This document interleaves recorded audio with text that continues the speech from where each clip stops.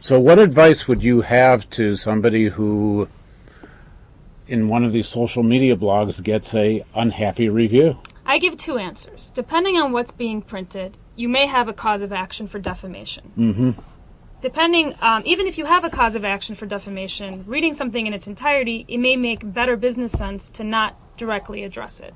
So the first thing I ask is, does the existence of this posting impact your ability to conduct business? Mm-hmm. Yes, it does. He said I was a bad doctor. Or yes, it does. He says I performed a surgery on his left leg when really I didn't, So if the statements are of the nature that they are false, they're statements that can be proved true or false, and fall outside the realm of an opinion, and they're impacting your business, then yes, you have the same claim you would have whether it was in a newspaper as you would if it was on a blog. Okay. And that's something we do all the time. We sue, and there's a lot of sites that allow this kind of venting or process. You've got a rip-off report, rate my professor, rate my, this and that.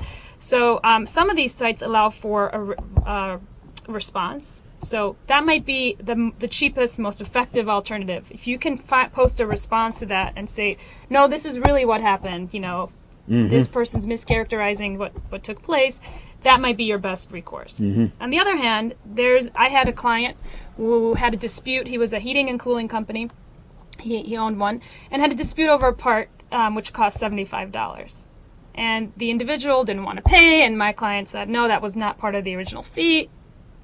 My client's client is unhappy and goes online and registers every single domain name that it's remotely close to my client's company. Okay. And goes so far as to buy the keywords so that if people are looking for him, they get directed to this site. And it's clearly an opinion site. And it's XYZ Heating and Cooling, sucks.com. Okay. And it's a very calculated, detailed, factual analysis of the argument that took place. Yeah. So what did you do? In that case, there really wasn't a lot that was actionable because he had clearly done his homework and was very careful in stating, this guy came to my house at this time. He refused to pay the $75. I asked him why it wasn't included.